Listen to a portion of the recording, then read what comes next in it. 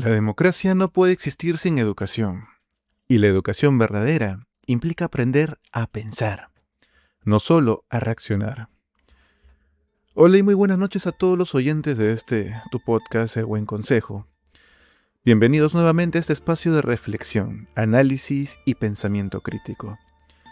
Hoy quiero invitarlos a detenerse por unos minutos, dejar de lado el ruido de las redes sociales, los titulares sensacionalistas, las discusiones interminables en Facebook, TikTok o X y observar con cierta distancia un fenómeno que probablemente está ocurriendo frente a nuestros ojos sin que muchos lo noten. Porque esta noche no quiero hablar únicamente de un debate presidencial. Quiero hablar de algo mucho más profundo, de cómo tomamos decisiones políticas y de la forma en que pensamos y sobre todo, quiero hablar de lo que ocurre cuando la emoción empieza a reemplazar a la razón. Porque hace apenas unos días, el Perú presenció el último debate presidencial de la segunda vuelta electoral del año 2026, un evento organizado por el JNE, el Jurado Nacional de Elecciones, que enfrentó a dos proyectos políticos distintos, representados por Keiko Fujimori y Roberto Sánchez. Como ocurre en toda democracia, ambos candidatos tuvieron la oportunidad de presentar propuestas, defender sus posiciones y convencer a los ciudadanos de por qué deberían gobernar el país durante los próximos 5 años. Hasta ahí, nada fuera de lo normal.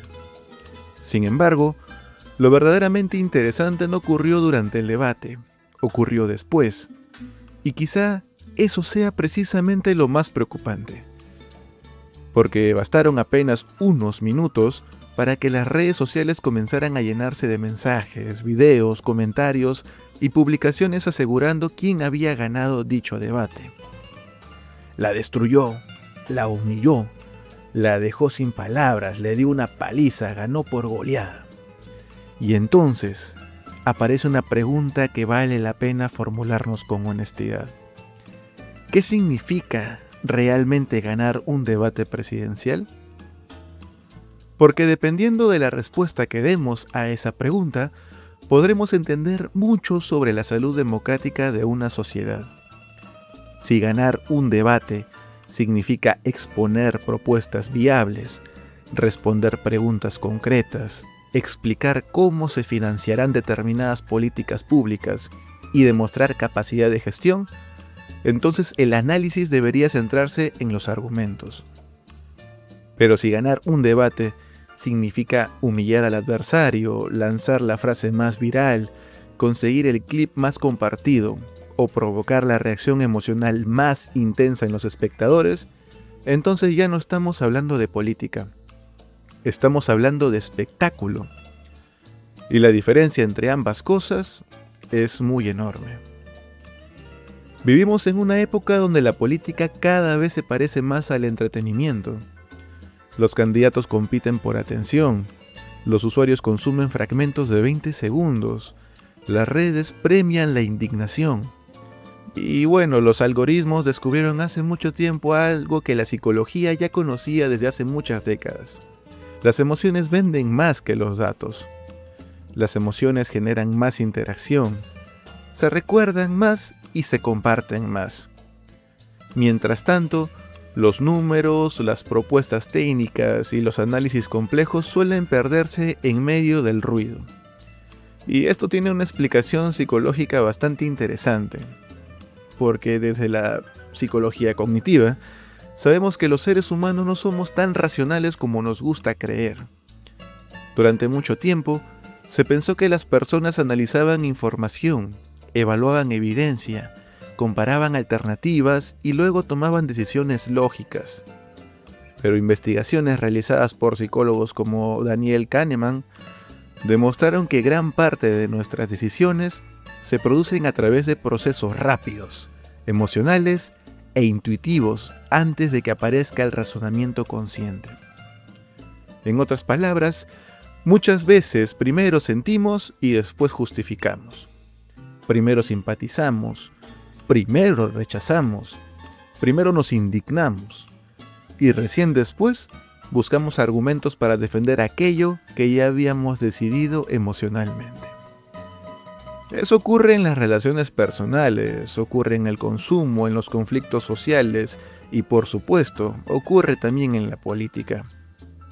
Por ello, no debería sorprendernos que una parte importante del electorado valore más una frase contundente que una propuesta técnicamente sólida.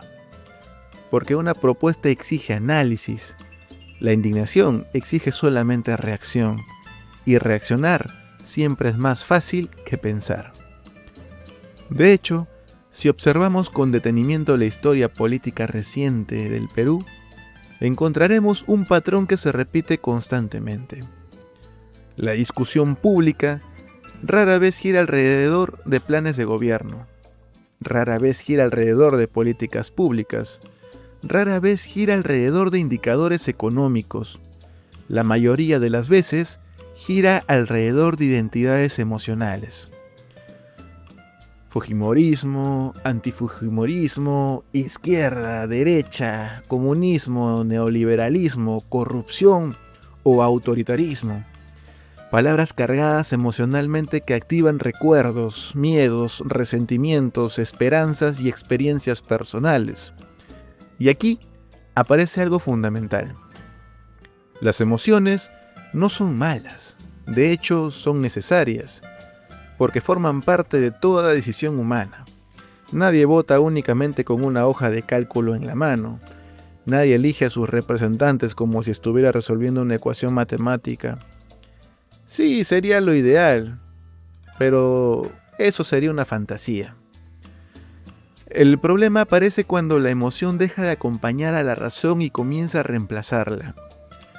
Porque una cosa es considerar nuestras preocupaciones emocionales al momento de votar, y otra, muy distinta, es votar únicamente movidos por ellas.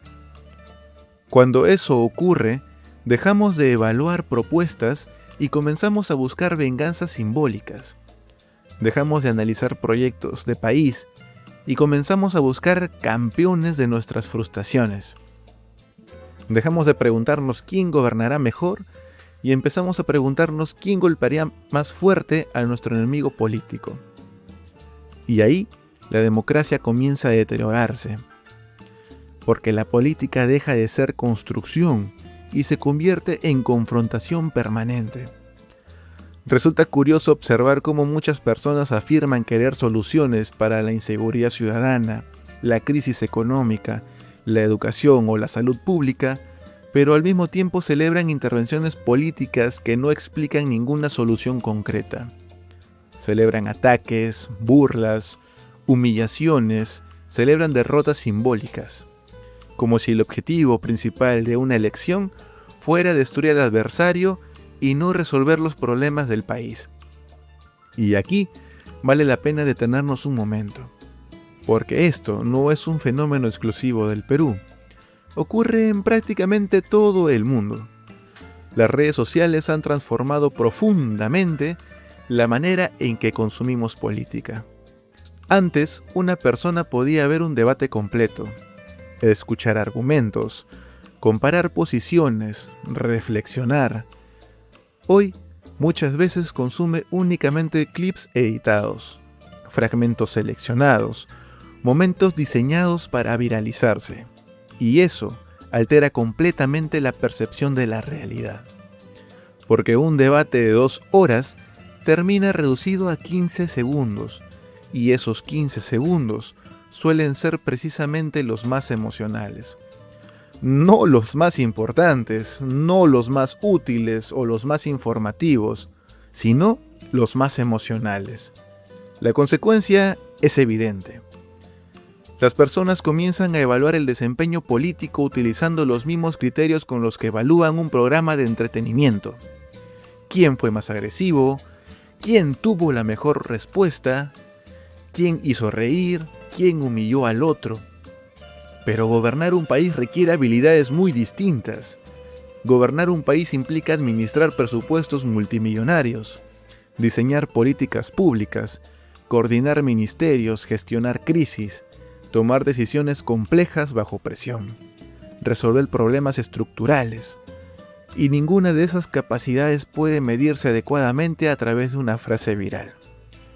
Por eso, la imparcialidad política resulta tan difícil y tan valiosa al mismo tiempo. Porque ser imparcial no significa tener opiniones, no significa ser indiferente, no significa colocarse en una posición cómoda donde todo da igual. Ser imparcial significa tener la madurez suficiente para reconocer la realidad, incluso cuando contradice nuestras propias preferencias personales. Significa aceptar que alguien puede tener razón aunque no nos agrade. Significa reconocer errores incluso cuando provienen de nuestro propio sector político. Significa evaluar hechos antes que emociones. Y eso, lamentablemente, se ha convertido en algo cada vez más escaso. Vivimos en tiempos donde muchas personas ya no buscan información para comprender. Buscan información para confirmar lo que ya creen. Y cuando la evidencia contradice sus propias creencias, simplemente la rechazan. Porque psicológicamente resulta más cómodo proteger nuestra identidad que modificar nuestras convicciones. Sin embargo, una democracia saludable exige exactamente lo contrario. Exige ciudadanos capaces de cuestionarse, capaces de dudar, capaces de cambiar de opinión cuando la evidencia lo justifica, de reconocer matices, capaces de pensar incluso cuando pensar resulta incómodo. Porque al final del día, las emociones pueden ayudarnos a elegir qué problemas nos preocupan, pero la razón sigue siendo indispensable para decidir cómo resolverlos. Y quizá esa sea la reflexión más importante de esta noche. Dentro de pocos días, millones de peruanos acudirán a las urnas convencidos de que están tomando una decisión sobre el futuro del país. Pero antes de marcar una cédula, quizá valga la pena hacerse una pregunta mucho más profunda. ¿Estoy votando por quien creo que gobernará mejor? ¿O estoy votando simplemente por quien representa mejor mis emociones?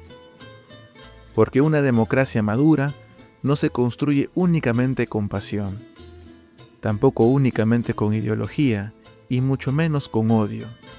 Se construye con ciudadanos capaces de equilibrar emoción y razón, capaces de sentir, pero también de pensar, capaces de indignarse, pero también de analizar, capaces de tener convicciones sin convertirse en fanáticos.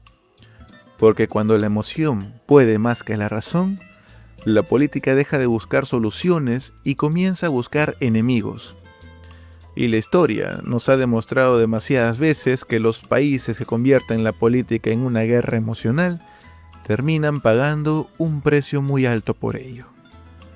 Muchas gracias por acompañarme una vez más en este espacio de reflexión, análisis y pensamiento crítico.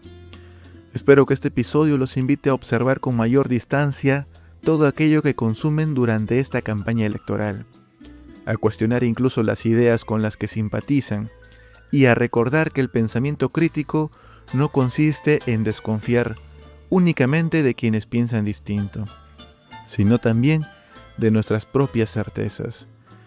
Cuídense mucho, piensen siempre por cuenta propia, analicen antes de reaccionar y recuerden algo importante: las emociones pueden ayudarnos a elegir un candidato, pero solo la razón puede ayudarnos a elegir correctamente.